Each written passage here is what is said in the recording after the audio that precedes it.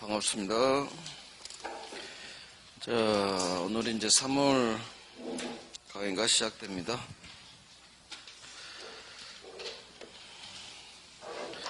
3월은 1월달 기초공사 한 걸 바탕으로 이제 조금 더 어려운 내용으로 들어갑니다. 그래서 1월달 기초가 잘 닦여 있어야 3월 과정이 조금 이해가 잘 가요.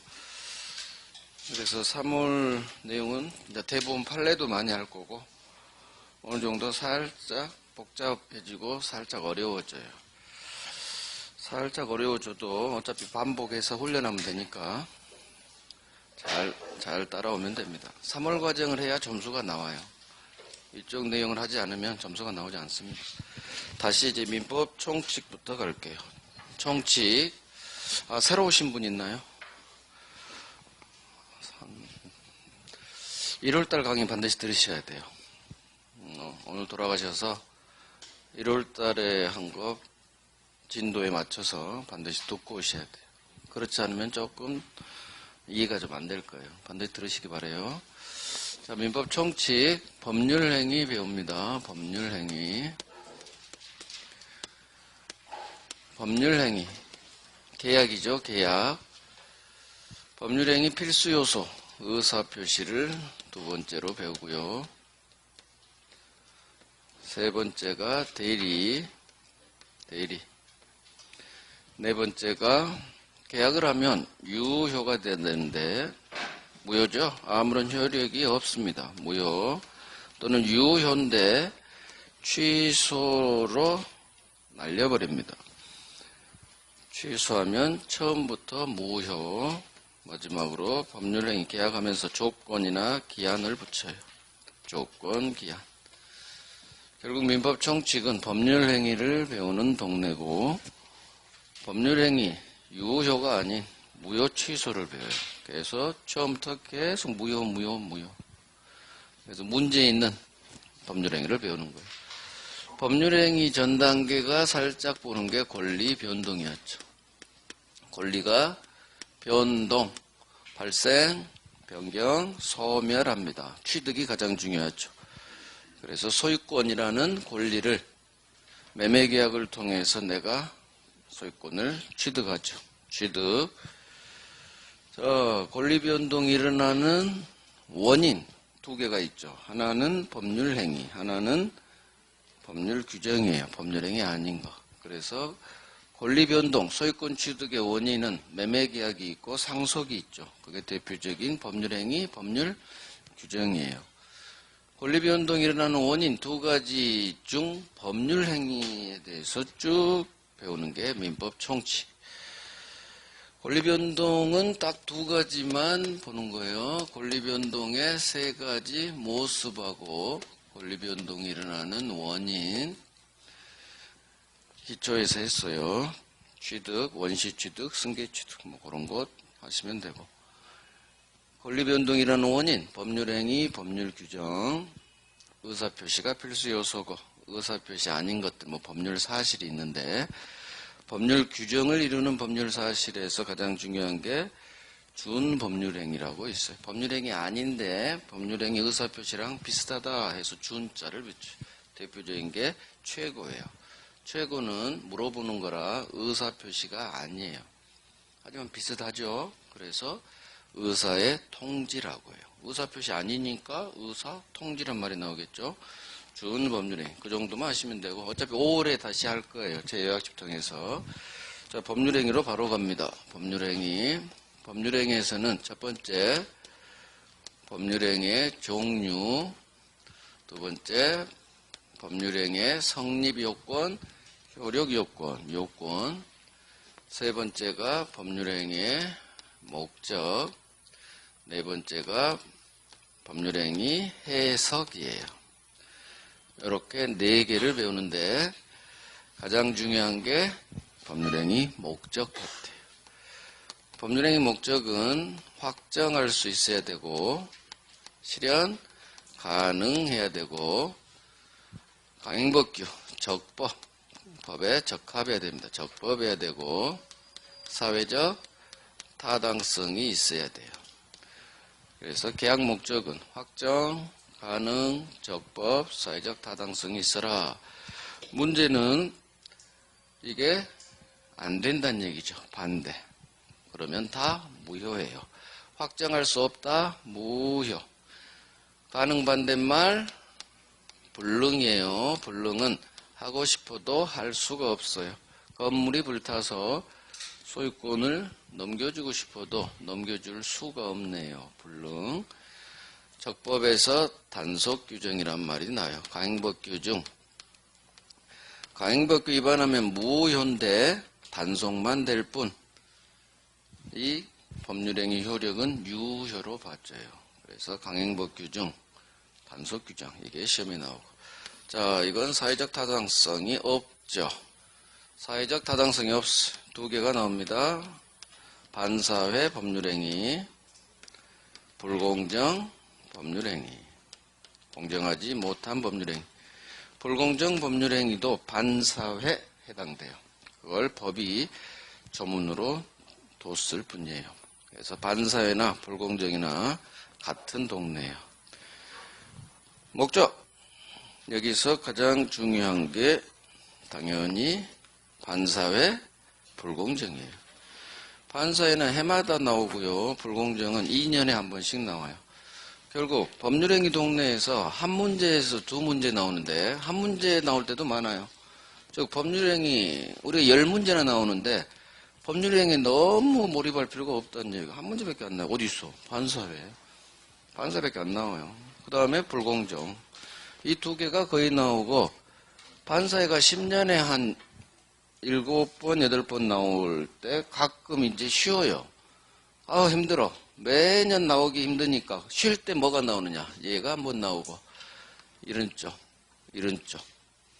얘가 힘들어서 쉴 때 가끔 등장해요. 근데 잘 안 쉬어요. 얘가 워낙 부지런해가지고. 그래서 해마다 나온다. 반사회. 그래서 우리는 법률행위 동네는 반사회 불공정을 먼저 하고 그 다음 나머지 한 번씩 보면 되는 거예요. 나머지는 또 어렵지도 않아요. 이쪽이 어렵지 복잡하고. 자 그래서 오늘은 종류 요건은 간단히 우리가 1월에 본 걸 복습하는 차원에서 교재 보면서 다시 한번 언급해드리고 바로 목적으로 갈 거예요. 심화는 이런 식으로 진행될 거예요. 그래서 1월 과정을 듣고 오셔야 돼요. 자세한 설명을 하지 않아요. 그냥 언급만 해도. 왜? 자세한 설명은 1월 달에 했기 때문에 요즘은 동영상이 있어서 이런 강의가 가능해요. 전에는 동영상 제도가 없는 예전에는 다시 한번 막 해줘야 될 필요성이 있어요. 근데 지금은 동영상이 다 있기 때문에 이해 안 된 부분은 1월 강의에서 기초공사 다시 쌓으면 돼요. 여기서 다시 1월 달에 자세히 하던 걸 반복할 시간이 없어요. 왜 1월 달에 안 한 거 지금 엄청 많거든요. 민법이 양이 굉장히 많아요. 그 다음 이해가 안 되기 때문에 자세히 설명해 줘야 돼요. 천천히. 그렇지 않으면 무슨 말인지 하나도 모르고 그냥 막 외워야 돼요. 그래서 저는 단계를 나눠요. 정말 단계 잘 나눠요, 저는. 그래서 1월달 강의하고 3월달 강의는 완전히 달라. 이걸 이제 묶어서 정리하는 게 5월, 7월 과정이에요. 그래서 1월하고 3월 과정이 가장 중요해요. 제 강의에서는 그렇다는 얘기예요. 자, 어디로 가느냐? 법률행위 34페이지 갑니다. 1월달에 한 거 다시 간단히 확인하고 빨리 갈 거예요. 법률행위 종류, 의사표시 개수에 따라 의사표시 하나다, 단독행위, 두 개다, 계약. 자, 의사표시 하나만으로 바로 법률행위가 돼요. 단독행위. 취소합니다. 해제합니다. 추인합니다. 철회합니다. 의사표시 하나만 있으면 바로 법률 효과가 발생하죠. 일방적 의사표시. 형성권. 상대방에게 하죠. 상대방 있는 단독행위. 하지만 오른쪽. 소유권 포기합니다. 포기합니다. 의사표시. 상대방이 없어요. 그냥 버리면 돼요. 자, 채권행위, 물권행위. 채권행위는 말 그대로 우리 매매, 교환, 임대차 계약. 계약법에서 배우는 세 가지 계약. 동네가 채권법이에요. 그래서 채권계약. 계약이 법률 행위니까 채권행위. 매매 계약을 하면 채권 채무가 발생하죠. 의무부담행위. 이에 반해서 물권행위는 소유권을 넘겨버립니다. 등기해주면 이전 등기. 따라서 물권행위는 소유권을 넘겨버린다. 양도했죠. 처분행위예요. 그래서 우리가 지상권 처분의 자유, 전세권 처분의 자유 할 때 처분이 양도, 담보 제공. 그래서 소유권을, 물권을 이전하거나 또는 제한물권 설정해 주는 거. 물권이 넘어간다. 법률행위를 통해서 넘어가는 게 양도예요. 등기가 반드시 넘겨줘야죠. 그래서 물권이 발생하는 행위를 물권행위. 물권행위는 중요한 게 처분행위다. 처분행위. 오케이. 넘어갑니다. 여기서 볼게. 다음 페이지 차이점에서 타인 권리 매매 유효. 3번의 동그라미 1번의 두 번째 줄 오른쪽. 타인 권리 매매 유효. 거기 1월달에 했나요? 거기가 아주 중요하다. 담보 책임할 때 제가 또 언급했죠. 갑이 매매 계약을 할 때 꼭 자기 소유 아파트일 필요는 없어요. 현재는 내 거 아니라 하더라도 남의 소유 물건이라도 이상 없이 잔금 받고 두 달 뒤에 넘겨주면 되기 때문에 타인 권리 매매 유효예요. 이게 잘 나와요. 여기서 매매는 유효지만 등기는 넘겨주면 돼요? 안 돼요? 안 돼요. 등기를 넘겨주려면 이거 처분행위이기 때문에 처분 권한이 반드시 있어야 돼요. 36페이지 하고 있어요. 차이점. 그래서 채권행위하고 물권행위 차이점은 36페이지 아직도 못 찾으신 분이 계셔요. 36페이지 차이점 하고 있다 해서 차이점. 자, 그래서 채권행위는 의무부담행위이기 때문에 이거 처분 권한 없어도 돼요. 현재 내 소유 아니라 하더라도 된다. 이걸 타인 권리, 이 권리는 소유권이에요. 타인 소유 물건 매매, 타인 권리 매매 유효. 여기가 별 3개 들어가야 된다는 얘기죠. 하지만 물권행위는 처분행위니까 처분은 내 것만 처분 가능해요. 그래서 처분 권한이 있어라. 거기는 별 하나예요. 자, 나머지는 안 중요해요. 자, 요건 갑니다. 법률행위, 성립요건, 효력요건 38페이지. 당사자, 목적, 의사표시가 있어야 돼요. 이러면 성립하겠죠. 효력요건 2개 능력 필요하죠. 의사능력, 행위능력이 있어라. 법률행위능력. 목적은 확정, 가능, 적법, 사회적 타당성이 있어라. 의사표시, 속마음인 의사와 겉으로 표시한 표시는 일치해야 되고 아무런 하자가 없어야 돼요. 그러면 유효가 되겠죠. 그런데 이 효력요건의 어느 하나가 흠결됐어요. 그러면 법률행위는 유효가 아닌 무효 또는 취소할 수 있는 법률행위가 돼요. 여기서 무효 취소가 나와요. 자, 여기서 특별효력요건 오늘 갑니다. 특별효력요건은 효력요건이기 때문에 효력과 관련될 거예요. 자, 설명 한번 들어봐요.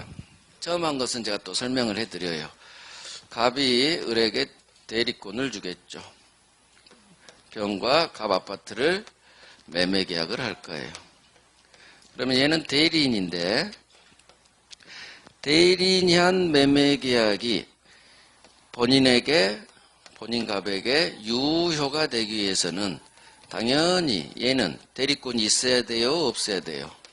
대리권이 있어야죠. 만약 얘가 대리권이 없는 무권 대리라면 본인에게는 무효가 되죠. 어느 누구도 내 허락 없이 내 아파트 팔아제낄 수 없다고 했죠. 무권 대리는 본인에게 무효예요. 다만 본인이 잘 팔았으면 나중에 추인할 수가 있죠. 추인하면 추인은 무효인 행위를 유효로 해버리는 의사표시를 말해요.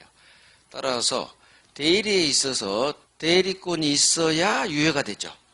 그러면 대리에 있어서 두 번째 고딕 대리권의 존재는 효력 발생 요건이다 그거예요. 효력 요건이에요. 밑줄 하시고 두 번째 정지조건부 법률행위에서 조건 성취. 자, 정지자 설명 또 들어봐요. 정지조건은 점점점 시험 합격하면 아파트 한 채 줄게. 점점점 효력 발생이 스톱 정지되어 있다가 시험에 합격하면 조건을 네가 성취하면 효력 발생. 유효란 얘기는 효력이 발생한다는 거죠. 이게 바로 정지조건부 법률행위예요. 그래서 정지조건부 법률행위는 점점점 우상향이에요. 점점점은 효력 발생이 아직 되지 않고 있어요. 왜? 시험 합격하기 전에는 안 준다는 얘기죠. 시험 합격하면 그때 줄게. 이때 어른. 나 시험 합격했으니까 소유권 넘겨주세요라는 채권을 이때 취득하는 거예요.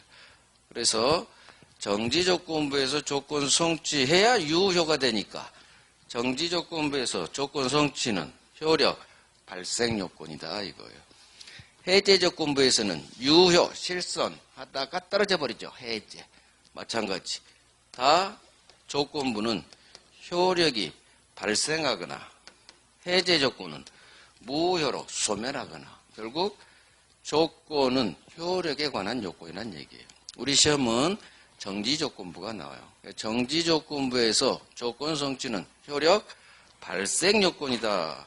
지금 이 교재는 효력 요건 돼가지고 소멸이나 발생 다 포함하고 있어요. 근데 우리 기출은 효력 발생 요건. 왜? 대리권이 있어야 효력이 유효죠. 발생에 관한 것만 우리 시험에 나와요. 그래서 조건 성취나 기한 도래. 기한 도래는 시기부예요. 1월 1일부터 1년 동안 너한테 임대해 줄게. 1월 1일 기한이 도래하면 그때 이제 임대기간 효력이 발생해요.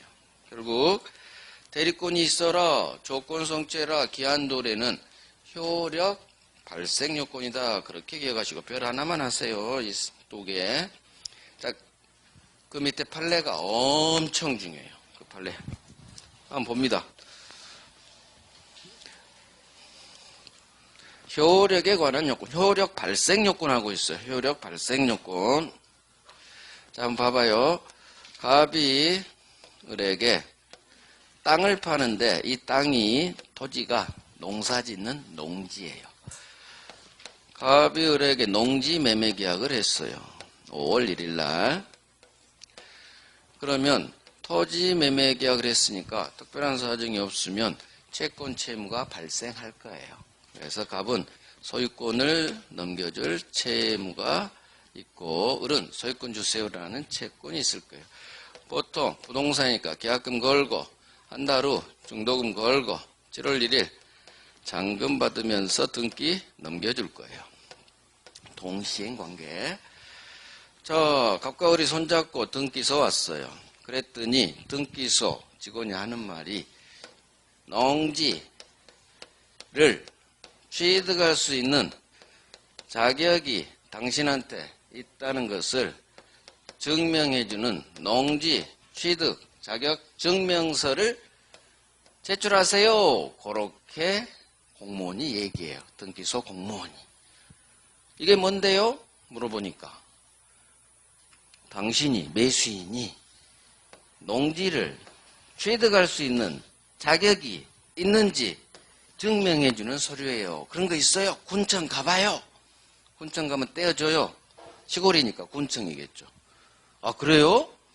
자, 그러면 이게 없으면 어떤 효과가 일어나요? 이거 없으면 어떤데요? 물어봤겠죠? 등기가 안 돼요. 아우, 불친절해. 등기소 공무원. 등기가 안 돼요. 왜요? 법이 그래요. 이게 있어야 등기가 돼요. 아, 그래요? 큰일 났네. 내가 있으려나? 농지 취득 자격 증명이. 농지 취득 자격 증명서가 있어야 이전 등기가 돼요. 공법에서 배우실 거예요. 농지법에서.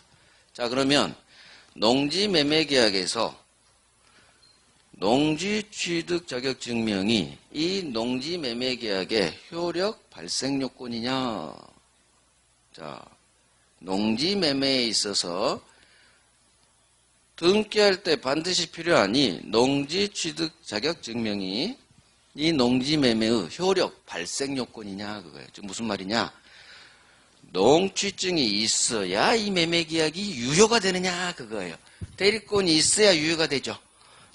농취증이 있어야 이 매매가 유효가 되느냐? 그러면 농취증은 효력 발생 요건이에요. 왜? 이놈이 있어야 유효가 되니까. 농취증이 농지 매매의 효력 발생 요건일까요? 아닐까요? 자, 이걸 이렇게 물을게요.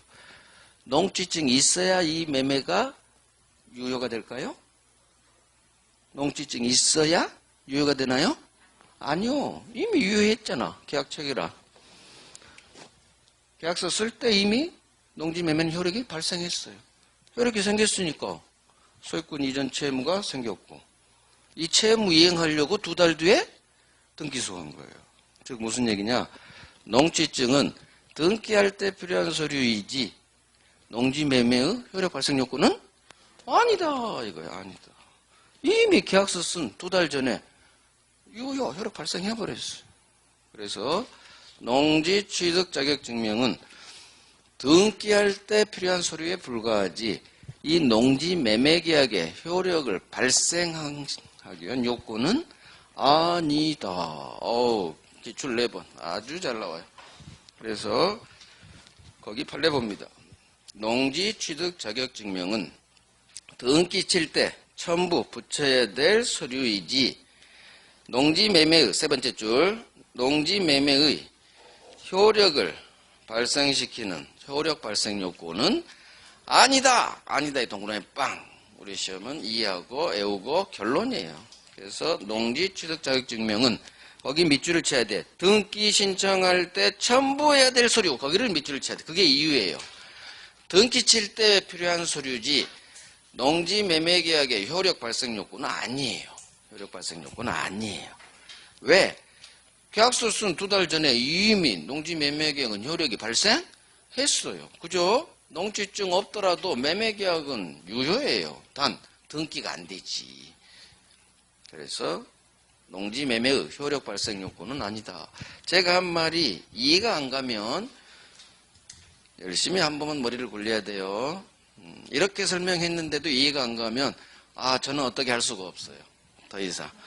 그래서 이미 계약한 날 농지 매매는 효력 발생했고 농지증은 등기 칠 때 필요한 서류니까 농지증이 있어야 유효가 되는 것은 아니란 얘기요. 이미 효력 발생했으니까. 그럼 결국 얘는 효력 발생 요건은 아니다.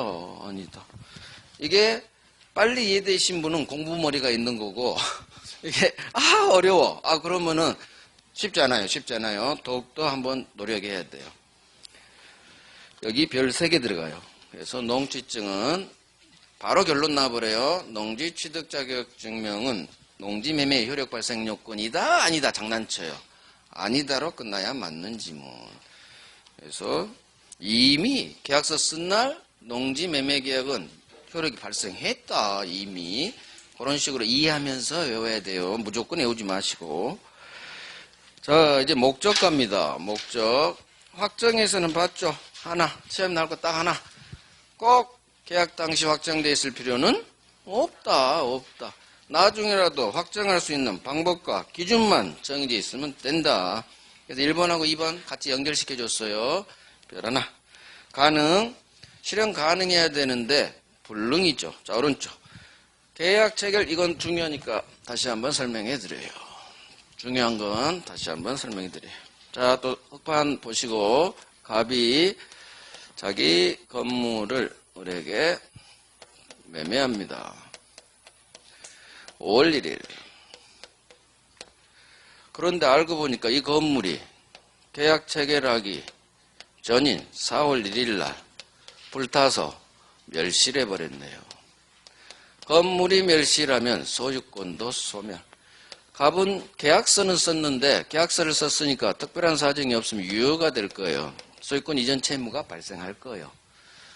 그런데 알고 보니까 이미 건물이 없네요. 그러면 계약 체결한 날 건물이 없는 거예요. 그림이. 계약 체결할 때 목적물이 없어. 소유권도 없겠죠. 원시적 불능이라고 하죠. 계약 체결할 때부터 이미 소유권 넘기는 건 불능이에요. 이걸 원시적 태초부터 처음부터 불능. 자, 계약 체결 전에 건물이 멸실한 경우 이건 원시적 불능. 이 매매 계약의 효력이에요. 건물이 없는데 계약서 썼죠. 이 매매 계약이 과연 유효냐 무효냐. 계약 체결 당시 건물이 없었죠. 따라서 이거 유효를 볼 이유가 없는 거예요. 그래서 원시적 불능은 무효예요. 이 매매 계약은 아무런 효력이 없어요. 즉 소유권 이전채 뭐 이런 것도 아예 없어요. 이게 원시적 불능. 그런데 상황이 바뀌어요. 5월 1일 계약 체결할 때는 건물이 멀쩡히 있었죠. 그런데 계약 체결한 후 멸실. 6월 1일 날 멸실. 그럼 마찬가지 계약 체결한 후 건물 멸실로 갑의 소유권 이전 채무는 불능에 빠졌죠. 이 불능을 무슨 불능이라고 했죠? 후발적 불능이에요. 자, 후발적 불능이에요. 후발적 불능은 나중에 한 달 후 멸실했죠. 계약 체결할 때는 건물이 있었죠. 따라서 특별한 사정이 없으면 이 매매는 유효인 거예요. 그래서 후발적 불능은 계약 체결할 때는 건물이 있었으니까 일단 유효할 거예요. 그런데 한 달 후 무너져서 화재로 불타서 없어져 버렸죠. 후발적 불능. 자, 일단 이 매매계약 후발적 불능은 유효, 원시적 불능은 무효. 총칙에서는 여기까지 나와요. 이제 계약법 내용을 할 거예요. 계약법에서는 이제 이게 나와요. 후발적 불능의 경우 건물이 없어져 버렸기 때문에 이 두 사람과의 관계를 처리해야 되는 문제가 발생해요. 자, 이럴 때 불능의 원인을 따진다고 했어요. 너 건물, 너 어떻게 죽었니? 이걸 물어보는 거예요. 불능. 너 어떻게 멸실했니? 건물이 그래요. 이놈이 불냈어요. 이놈이 누구예요? 갑이. 무자지. 불능에서는 소유권 이전 채무만 불능에 빠져요. 그래서 소유권을 넘겨줄 소유권 이전 채무자의 매도인이 불능에서는 무조건 채무자가 되는 거예요. 자, 채무자가 불냈대요. 불능의 원인, 경우수 첫 번째. 채무자가 불냈네. 채무자 잘못으로. 채무자 갑의 귀책 사유, 책임 있는 사유로 건물이 멸실했대요. 채무자 잘못으로 불능, 이행이 불능됐다. 빨리 머릿속으로 계산하시고. 나왔죠? 채무자 잘못으로 인한 이행 지체, 이행 불능, 채무 불이행 문제예요. 그래서 불능의 원인이 채무자 잘못으로 건물이 멸실했다면 이건 채무 불이행으로 풀어요. 채무 불이행 문제라 얘기해요. 따라서 매수인들은 갑에게 이행 불능을 이유로 계약 날리고 해제하고 손해 있으면 손해배상을 청구할 수가 있다. 이런 지문으로 떠요. 그런데 두 번째 경우수 물어보니까 얘 잘못은 없대요. 채무자 잘못이 없이 멸실했네요. 채무자 귀책 사유가 없네요. 두 번째 경우수죠. 채무자 귀책 사유 없이 불능에 빠졌어요. 자, 이건 채무 불이행 문제는 아니에요. 채무 불이행이 되려면 이행 지체든 이행 불능이든 무조건 채무자 잘못으로 발생해야 돼요. 그런데 채무자 잘못이 없죠. 채무 불이행은 아니요. 그러면 이건 무슨 문제냐? 갑이 5개 8개로 계약서를 썼는데 자기 잘못 없이 건물이 날아가니까 갑이 우리에게 돈 달라고 하는 거예요. 야, 너 계약한 대로 돈 줘. 나 잘못 없어. 건물 날아간 데 대해서. 나 잘못 없으니까 너 돈 줘. 우리 또 그러겠죠. 나도 잘못 없는데? 즉, 채무자 귀책 사유 없을 때 매도인 갑, 채무자가 대금을 받을 수 있는지 없는지에 관한 위험을 누가 부담하는지 여기서 위험 부담의 문제로 가는 거예요. 이 위험은 돈을 받을 수 있는지 매매 대금을 받을 수 있는지 없는지 위험을 갑과 을 중 누가 부담하는지 위험 부담에 그래서 구체적으로 다시 경우수가 2개 나온다고 했어요. 불능에서는 민법 총칙에서는 이것만 나요. 원시적 불능 무효, 후발적 불능 유효. 다만 우리 시험은 원시적 불능이란 말은 절대 뜨지 않아요. 풀어서 나와요. 계약 체결하기 전에 건물이 멸실했다. 이렇게 떠요. 계약 체결하기 전에 멸실. 그러면 빨리 머릿속으로 원시적 불능. 원시적 불능은 나 외웠어. 무효라고. 이 매매계약은 무효. 계약 체결 후 건물이 멸실. 이렇게 떠요. 그럼 머릿속으로 빨리 후발적 불능을 머릿속으로 계산하고 이 매매계약은 유효다. 이렇게 민법은 머리를 굴려야 돼요. 머리를 쓰면서 OX를 맞춰가는 게 민법 문제풀이 과정이에요. 우리 민법 시험 지문은 친절하지가 않아요. 막 그냥 들이대버려. 이거 맞는지 아닌지 그냥 들이대면 어떡해요? 머리를 한번 굴려야 돼. 그 이유를. 그래서 항상 괄호 열고 닫고를 통해서 풀어가면 돼요. 후발적 불능은 유효. 이런 걸 외우는 거야. 이런 건 암기. 그래서 원시적 불능, 무효, 후발적 불능, 유효. 이해도 시켰어. 이미 건물이 없으니까 무효가 맞지 않을까? 이건 이해. 계약 체결할 때 건물이 있으니까 유효겠지. 이건 이해. 이해하고 외우고. 같이 가야 돼요. 이해하고 외우고. 자, 이게 불능의 문제예요. 정리합니다. 1월 달에 한 건데 워낙 중요하니까 다시 한번 자세히 설명드렸어요. 원시적 불능, 전에 멸실이죠. 전에 무효, 후발적 불능, 계약 체결한 후 멸실, 유효예요. 자, 3번 봐요. 2번에 3번. 채무자 귀책 사유에 있다. 채무불이행 문제. 그렇죠. 불능 원인. 그런데 채무자 귀책 사유 없죠. 그러면 이게 바로 위험부담. 이거 1월 달에 밑줄 그어졌어? 안 그어져 있어요? 그었어? 많이도 했네. 별 3개 혹시 들어가 있잖아요? 그렇지. 이거 별 3개예요. 그래서 이거 잘 내요. 우리 시험에 이렇게 내요. 채무자 귀책 사유로 불능이 일어나는 경우 위험부담의 문제이다. 이렇게 내. 이렇게 연결시켜버려. 그럼 X요. 채무자 귀책 사유 나오면 채무불이에요. 위험부담은 채무자 귀책 사유 없이 후발적 불능. 그래서 되게 중요해요. 이런 건 정확히. 제가 항상 강조하죠. 하나를 알더라도 정확히 하시라고. 그래서 하나하나 정확히 하셔야 돼. 정확히 이해하고 정확히 외워주시고. 그래야 객관식은 답을 골라내요. 자, 적법 갑니다. 적법은 효력규정, 단속규정 바로 가요.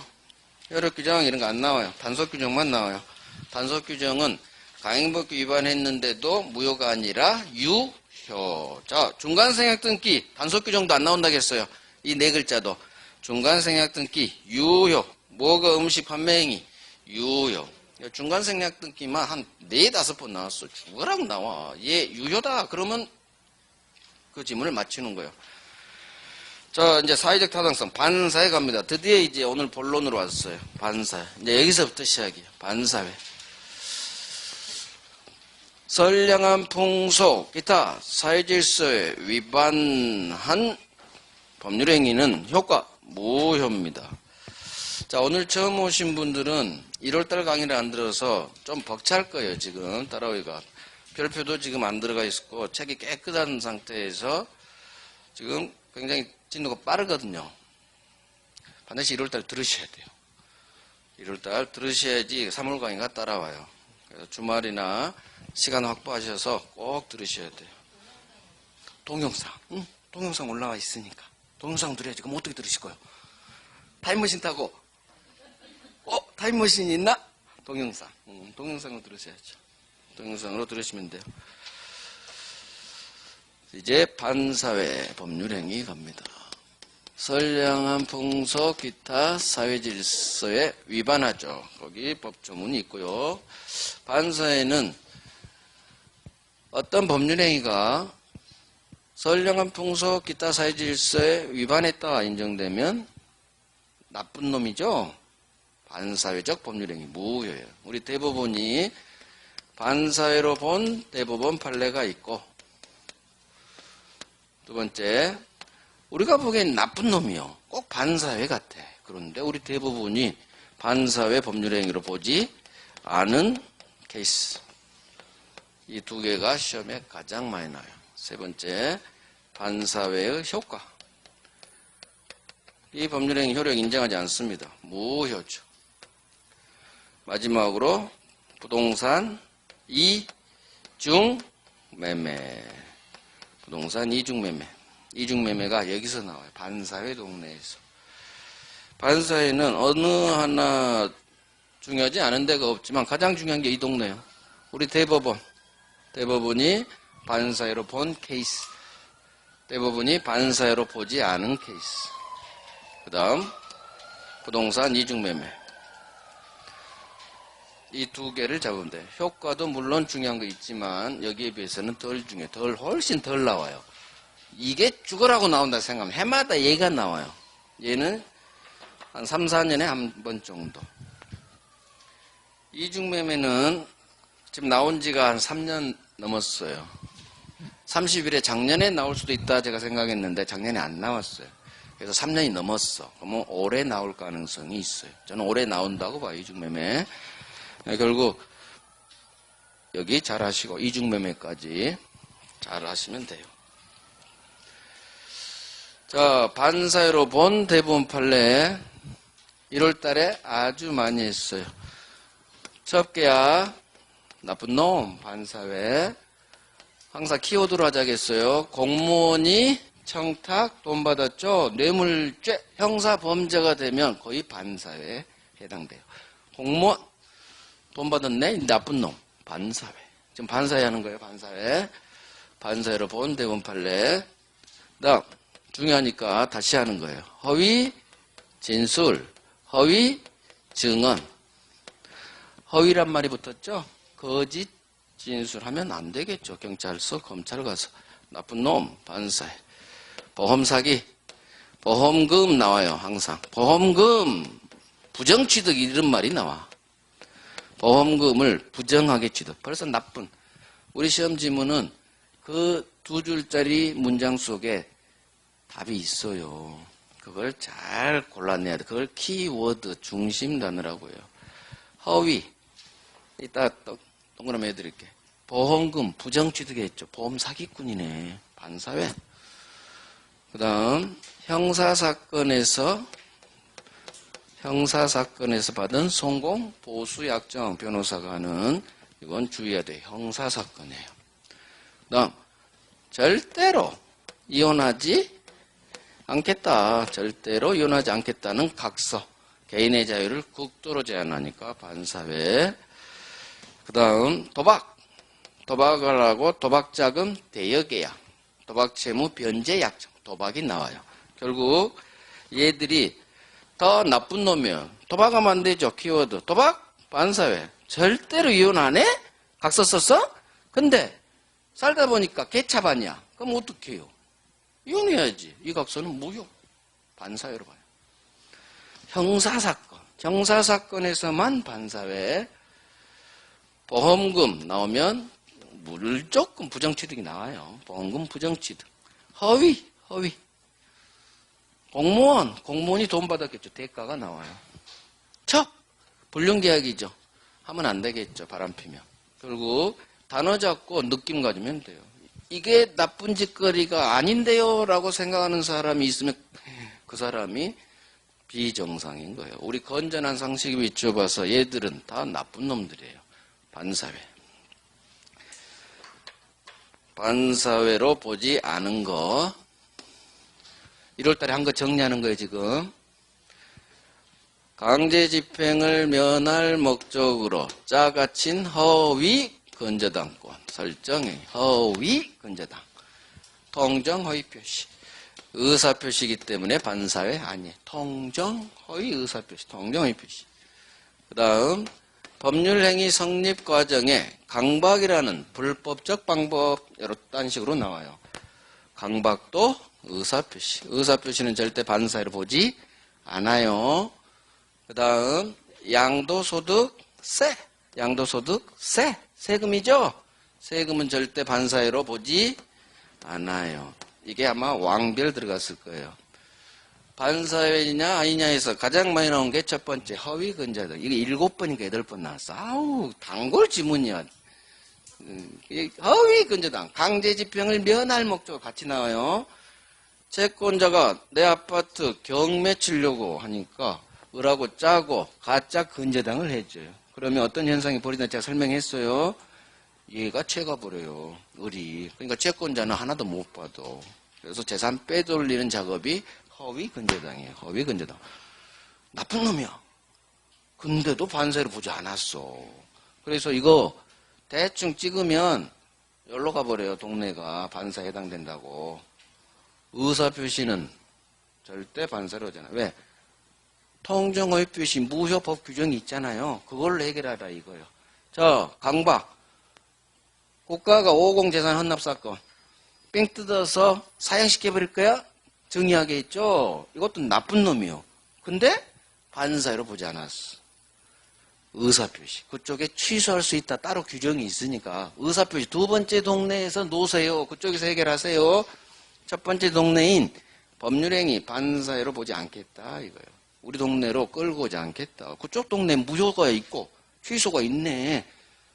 대부분은 이걸 핑계로 댔을 뿐이에요. 핑계예요. 반사회로 봤어야 돼요. 반사회로. 왜? 재산 안 돌려주려고. 재산 안 돌려주려고 이 말도 안 되는 의사표시 이론을 이루어낸 거예요. 이것도 마찬가지. 같은 논리로 어쩔 수 없이 같이 간 거예요. 그래서 아주 안 좋은 판례, 특히 이놈의 판례. 국가가 국민을 협박해서 증여한 그게 어떻게 반사회가 아니야. 아주 우리 국민 감정에 반한 대표적인 악판례예요. 악판례. 아주 나쁜 판례예요. 이유를 근사하게 돼 있지. 의사표시니까. 그쪽에서 취소하세요. 근데 결국 취소도 못하게 막아버렸어요. 제척기간 지났다고. 결국은 의사표시 동네 취소를 해결도 안 해줄 거면서 이것도 날려버린 거예요. 그래서 나쁜 판례라는. 이쪽에서 해결해 줬으면 제가 이해해줘요. 근데 그러면 강박에서 취소하랍니다. 취소하면 무효가 되니까 재산 돌려받으려고 하는데 안 돼요. 이미 지났어요. 제척기간을 앞으로 당겨버려요. 그것도 해석에 의해서 제척기간 추인할 수 있는 날로부터 3년인데 그게 문제는 아직 안 배웠지만 그거 대법원이 충분히 마음만 먹었으면 아직 3년 안 지났다고 해서 취소시켜줄 수 있었어요. 그렇게 또 했어야 돼. 근데 그것도 막아버렸어. 앞으로 당겨가지고 3년이 지난 걸로 만들어버려요. 아주 나쁜 판례예요. 그래서 나쁜 판례인 거예요. 절대 재산 그때 받은 거 국가로 하여금 안 돌려주겠다. 결론 제가 그랬죠? 대법원 판결은 결론 정해놓고 이유를 갖다 붙이는 게 꽤 돼요. 결론은 일단 정해. 그 다음에 이유를 만들어요. 우리들 얼마든 이유 만들어낼 수 있어. 이유. 만들어버렸잖아. 의사표시.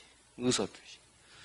자, 어찌됐든 이 세 개가 반사회로 보지 않은 가장 대표적인 대법원 판례예요. 자, 이제 오늘 여기까지 우리가 1월에 했고, 자, 추가합니다. 먼저 반사회 본 거. 증언과 관련돼서 하나 봐요. 갑이을에게 증언을 부탁해요. 내가 뺑소니범으로 몰려가지고 좀 구속된 상태 재판을 받고 있어. 근데 다행히 목격자가 있었어. 목격자가 다른 놈이 내가 아닌 다른 놈이 뺑소니한 사실 목격자가 있었어. 그놈한테 부탁합니다. 법정에 와서 증언 좀 해달라고. 나 아니라고. 그래야 내가 무죄가 나와요. 얘가 증언해주면. 그러면은 증언 부탁할 때 그 사람은 하루 일 쉬고 와야 되니까 뭔가 돈 좀 줘야겠죠. 대가. 그래서 증언 좀 꼭 해주세요. 제가 살해할게요. 증언 부탁하면서 돈을 주기로 해요. 증언하면서 대가를 받기로 해요. 이런 식으로 나와요. 그러면 증언 좀 해주세요. 허위 증언 아니죠?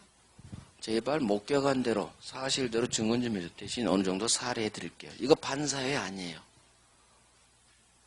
지금 제가 방금 말한 것만 국민 감정에서 어느 정도 살해해드릴게요. 괜찮을 거예요. 근데 문제는 이 살해금이 너무 많으면 안 돼요. 적당히 해야 돼. 그래서 나온 용어가 증언을 하기로 하면서 대가를 받는 경우 이 대가가 우리 국민들이 통상 수긍할 수 있는 범위 내냐 범위를 너무 넘어버린 너무 많냐 거기에 따라 반사 여부가 갈려요. 쉬워요. 이 대가가 국민이 수긍 용인이라고 해요.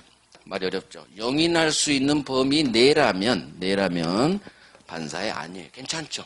일당 여비 같은 거 교통비 같은 거 한 돈 몇십만 원 정도까지는 여기에 속해요. 그런데 우리가 수긍할 수 있는 범위를 내가 아닌 반대니까 초과해버렸어. 넘었죠.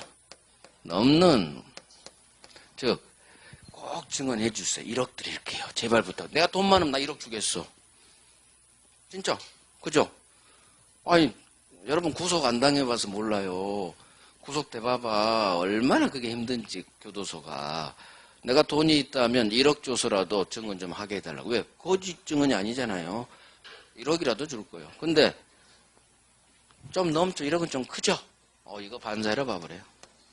그래서 증언 나오고 돈이 나오면 이 대가가 국민이 용인할 우리가 수긍할 수 있는 범위를 넘었느냐 넘었지 않았느냐에 따라 반사의 여부가 갈린다. 넘었다. 너무 많이 줬다. 그러면 반사회 무효예요. 너무 많이 줬어. 너무 많이 줬어. 근데 보통 일당협이 수십만 원 그 정도면 반사회가 아니다. 그 다음 동계불법 1월달에 했나요? 했구나. 그럼 여기다 적어야지. 동계불법. 동기가 반사회죠.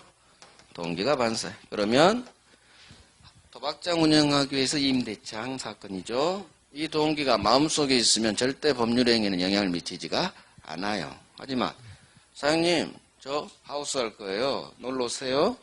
표시됐죠? 동기가 표시됐다면 이제는 이 법률행위는 수면 위로 부상했죠. 따라서 이 법률행위 자체가 반사회 무효가 되는 거예요. 이게 바로 동기의 불법. 자, 반사에 해당하는 것은 이 정도면 충분해요. 여기 한 게 이게 3번, 4번, 이거 2번, 이것도 한 3번. 형사사건은 판례가 나온 지 얼마 안 돼서 1번, 이거 2번, 도박은 한 4번, 5번. 여기서 다 나왔어요. 그동안 우리 30년 기출이. 그래서 이것만 하면 돼요. 자, 여기서도 얘 7번, 얘 2-3번, 세금도 한 2번, 한 3번 나왔겠군. 양도소득세. 결국 여기에서 가장 많이 나왔으니까 이거 꽉 잡아요. 이제 이쪽 반사회로 보지 않은 거 몇 개 할게요. 시험에 자주는 안 나오지만 그래도 가끔 나와요. 흘러가는 걸로. 흘러가는 것까지 잡으면 좋은 거예요. 일단 중요한 거 하고 5개 지문을 다 OX 골라내는 게 좋아요. 근데 우리가 글을 여러 개 안 되니까 중요한 것부터 하고 중요한 거에 정답 지문을 봤거든요. 그래서 이건 기본으로 딱 하시고 지금 한 것까지 알면 좋아요. 얘들은 흘러가요. 흘러간다는 얘기는 정답 지문으로까지는 잘 안 한다는 얘기. 취업계약에서 하나 나와요. 취업계약은 불륜계약을 말해요. 을려죠. 을려와 바람을 피워요. 갑, 남이. 그런데 부인한테 들켰어요. 갑이. 헤어집니다. 헤어집니다. 들켜서 뒤지니까. 불륜관계를 끝내면서 단절하면서 을려야 미안해. 나 들켰어. 나 쫓겨나. 그만 만나. 단절. 끝냅니다. 근데 을려가 그래요. 오빠 나 어떡하라고. 나 생활비가 없어. 나 직장도 없잖아. 나 생활비 좀 주면 안 돼요? 월 100씩. 그 다음에 이놈아, 애 있잖아, 이 나쁜 놈아. 양육비. 분유값은 줘야 될 거 아니니, 이 나쁜 놈아. 분유값. 양육비. 애 바람핀 놈이 애까지 낳았어. 근데 또 끝내야지 뭐. 부인한테 들켰으니까. 불륜관계를 단절하면서 준 생활비 또는 양육비 지급하기로 한 약정이에요. 자, 이게 반사회냐 아니냐가 문제됐어요. 자, 여러분들이 대법관이라 생각하시고 이 사건이 나한테 배당이 됐어요. 나라면 이걸 반사회로 볼 것 같아요? 반사회는 아니라고 볼 것 같아요? 한번 생각해봐. 우리는 잘 찍어야 되니까. 반사회다 아니다? 아니요. 반사회 아니에요. 자, 어디가 키워드 같아? 어디를 잡고 내가 이게 반사회 아니란 걸 결론을 흔들리지 않으려면 어디를 꽉 물고 늘어져야 돼? 응? 그렇죠. 말 잘했어요. 어느 분이. 단절이야, 단절. 바람 핀다는 거요? 바람 안 핀다는 거요? 단절이니까 이제 바람 안 핀다는 거예요. 바람은 안 핍니다. 헤어지면서요. 헤어지면서 불륜관계를 단절하면서 준 생활비, 양육비 지급. 자, 얘 분유값 준다는데 반사를 보면 안 되겠죠. 어쩔 수 없이 불륜관계 끝내면서 애 있는 놈이 끝내는 거죠. 양육비가 나왔다는 얘기가.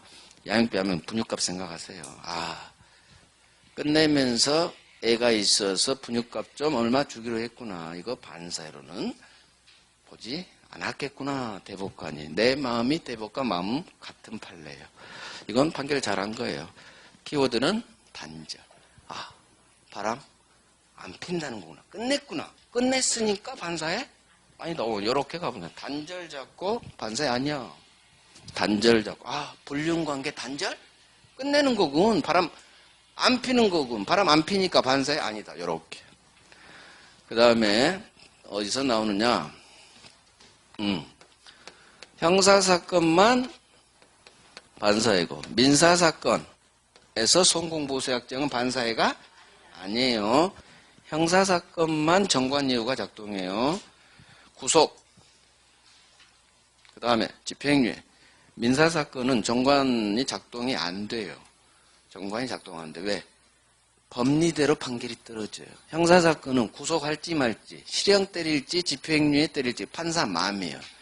진짜 어마어마하게 검사 마음이고 진짜 판사 마음이에요. 형사사건은 검찰도 그렇고 법원도 그렇고 너무 재량이 많아요. 조주빈이 40년 받았죠. 딴 놈은 1년 받았어. 무려 40배 형량이 차이가 나요. 무려. 그 정도로 재량이 많다는 얘기예요. 엊그저께 10년 동안 친딸을 성폭행한 놈이 몇 년 받은지 알아요? 친딸을 10대 때부터 10년간 성폭행했어. 근데 몇 년 받은지 알아요? 형을? 12년 받았어. 미친 거지, 그 판사. 이 정도로 우리 판사들이 문제가 있어요. 아니, 그런 인면수심의 놈을 어떻게 12년밖에 안 때리냐고. 내가 화나서 내 친구한테 전화해서 판사한테, 부장판사. 야, 얘가 지금 12년 때렸는데 너 말이 되냐? 12년 때려도 되냐? 요즘 너 그 양형 기준에 따라? 왜냐하면 판사들이 양형 기준이 있어요. 대법원에서 작성해서 이런 형 정황하면 적어도 몇 년은 때려라. 양형 기준표라는 게 있어. 판사가 거기에 따라 이제 형량을 때리는데 물론 잘 안 지켜요. 걔는 바쁘니까 그 사건을 몰랐더라고. 12년? 아닌데 그건 한 20년은 때려야 되는데 요즘 많이 강화돼서 그러더라고. 20년은 때려야 되는데 왜 12년 때렸지? 동료 판사도 이해 못한다는 얘기예요. 요즘 많이 강화됐어요. 조두순 때문에. 조두순 때문에 그 뒤로 많이 심신미약 감경도 거의 없어졌고 물론 있긴 있는데 많이 좀 눈치 보고 하고 이 정도로 형사사건 몇 년 때릴지는 진짜 판사 마음이야. 양형 기준이 있지만 그건 잘 안 지켜요. 판사 마음이야. 그래서 형사사건은 너무 재량이 많아서 정관이 작동하니까 이쪽은 반사해. 민사사건은 그냥 손해가 있으면 손해배상할 수 있다로 해야지. 있는데도 정관이 작동해서 안 돼요 하면 큰일 나버리는 거예요. 그럼 바로 표가 나기 때문에 민사사건은 반사회 아니다. 그 다음 여기 하나가요. 도박에서 하나 나와. 민사사건은 아니란 얘기예요. 반사회. 자, 도박 갑이 을로부터 1억을 빌려요. 도박 하려고. 도박자금 대역 계약이죠. 자, 이 계약 반사회죠. 그렇죠? 도박 나왔으니까 반사회. 반사회란 얘기는 반사회 무효. 무효란 얘기는 채권, 채무가 없다는 얘기예요. 채무가 없다는 얘기예요. 도박 빚은 안 갚아도 된다. 들어봤어요? 이게 그래. 채무가 없어. 채권도 없어. 왜? 반사회 무효니까. 야, 1억 갚아. 할 채권도 없고요. 아무런 효력이 없으니까. 갚을 채무도 없어요. 그래서 법적으로는 도박 빚은 안 갚아도 돼요. 반사회 무효이기 때문에 채무가 없는 거예요. 갚을 채무가 없어요. 달랄 채권도 같이 없지, 같이. 법은 그래도 현실에서는 갚아야 돼요. 안 갚으면 죽어요. 저 야산에 끌려가요. 도박과 관련된 빌린 자들은 폭시가 많으니까. 폭시한테 대부분 그쪽에 빌리잖아. 그래서 법적으로는 안 갚아도 되지만 갚아야 됩니다. 현실에서는 도박빚만큼은 반드시 갚아야 돼요. 현실에서 완전히 반대야. 다른 놈 돈은 떼어먹어도 돼. 근데 도박빚은 절대 떼어먹을 수가 없어요. 진짜 무서워요. 그 사람들을 얼마나 지독하게 사람을 스트레스 받게 하는지 안 갚을 수가 없는 거예요. 자, 어찌됐든 도박 빚을 졌어요. 안 갚을 수가 없지. 결국 값은 갚아야 돼요. 자기 아파트를 5억짜리인데 이걸 팔아서 1억을 갚아야겠다 생각을 먹었어. 근데 지가 팔지 자기 채권자도 사실 아니지만 빌려준 을에게 대리권을 줘요. 야, 을, 네가 내 아파트 팔아서 5억 나올 거야. 그러면 1억 내 빚 너 갖고 나머지는 나한테 돌려줘. 자, 대리권을 수여했어요. 대리권 수여 행위. 도박빚 갚으려고 채권자에게 수권행위, 즉 을이 대리인으로서 갑 아파트를 병에게 팔아요. 등기까지 해줘요. 그래서 5억 받고 자기가 자기 빚 1억 하고 4억 돌려준 사건이에요. 문제는 도박 관련된 내용이었죠. 도박 반사에 무효니까 쌍무효, 이 등기까지 무효. 이렇게 쫙 연결이 돼요. 원인이 무효니까 매매가 무효면 등기 다 무효가 돼요. 얘는 뭐 등기 아니겠지만 무효가 돼. 매매가 무효니까 등기 무효. 그럼 병은 소유권 취득 못하겠죠. 이렇게 가야 되는데 대법원이 단절시켜요. 도박자금 대여계약만 반사회. 대리권 수여행위는 반사회가 아니다라고 분리를 시켰어요. 수권행위랑 도박자금 대여계약. 이유는 이놈한테 병한테 소유권을 먹여주기 위해서. 소유권을 취득하게 해주려면 이 대리권 수요 파트는 유효로 봐줘야 돼요. 그러면 정당한 대리인이 한 매매계약으로 해서 얘가 소유권 취득할 수 있거든요. 결국 병을 보호하기 위해서 도박자금 대여계약은 반사회로 봤지만 대리권 수요행위는 반사회로 보지 않았어요. 그래서 이게 시험 나와요. 도박이 나왔는데 원래 도박 나오면 반사회잖아요. 도박 나오면 지문이 두 줄로 넘어간다. 그러면 이 말이 있다는 얘기요. 다른 것은 지문이 한 줄로 끝나요. 도박자금 대여계약, 도박 채무 변제약정 두 줄이 안 넘어가. 그건 반사회. 근데 도박 나왔는데 두 줄짜리야. 그러면 이쪽에 대리권 수행위가 들어갈 때는 말이 길어져요. 빌린 놈이 채권자에게 대리권을 수여하고 하다 보면 한 줄로 못 끝나. 두 줄로 반드시 가게 돼 있어. 그래서 도박자금 나오면서 반드시 뒤를 확인해야 돼. 길면. 대리권 수행위가 있는지 없는지. 그러면 도박만 반사회, 대리권 수행위는 반사회 아니다. 이렇게 봤다. 그래서 도박은 대리권 수행위 파트는 반사회 아니다. 자, 그러면 이렇게 반사회 아닌 게 도박 관련해서 대리권 수행위, 형사사건만 반사이고 민사사건 반사 아니다. 이렇게. 그 다음에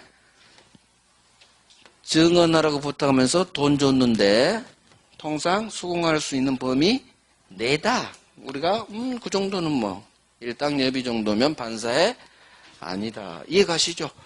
그러니까 이걸 외우지 마시고 이해해버리면 돼요. 이해해버리면.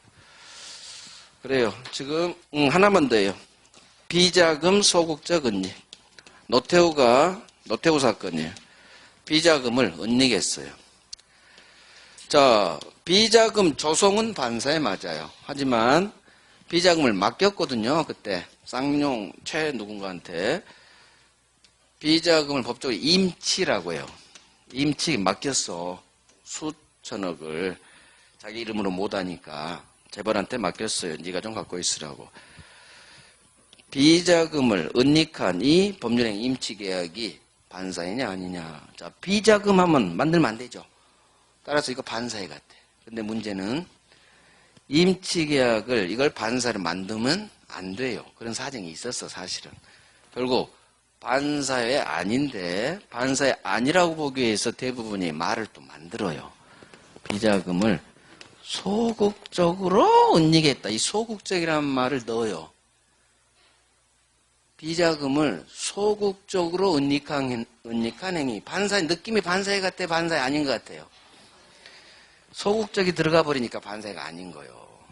반사회 아니다로 판결을 내리기 위해서 비자금 임치 계약을 대법원 표현이 비자금을 소극적으로 온리한 행위는 반사로 보지 않겠다. 그래서 대법관이 써낸 단어요. 반사로 보지 않는 이유를 설명하기 위해서 비자금 맡긴 것은 소극적 행위다. 소극적이 나왔으니까 나쁜 놈이 아니란 얘기예요. 비자금 만든 것은 나쁜 놈이지만 만든 비자금을 맡긴 것은 나쁜 놈 아니다 그거예요. 그래서 나온 단어가 소극적. 그럼 우리 시험은 대부분 판례이기 때문에 비자금을 소극적으로 은닉한 행위 이게 반사이냐 아니냐 이렇게 나와요. 그러면 뭐가 키워드야? 비자금 나오면 뭐가 키워드? 소극적이요. 소극적. 소극적이 나왔네? 아 소극적이니까 나쁜 놈 아니네. 반사에? 아니네. 이렇게 가는 거야. 소극적. 그래서 단절, 소극적 이런 게 다 키워드예요. 대리권 수행이 도박 나왔는데 대리권 수행이 이건 이놈 때문에 반사를 안 본 거예요. 병으로 하여금 소유권 취득하게 하려고. 범인 내내 조금 좋네 이 정도는 해줄 수 있겠지. 반사는 이렇게. 자 이것만 빡 정리하고 쉴게요. 할 게 많네. 쉬고 나서 정리할게요.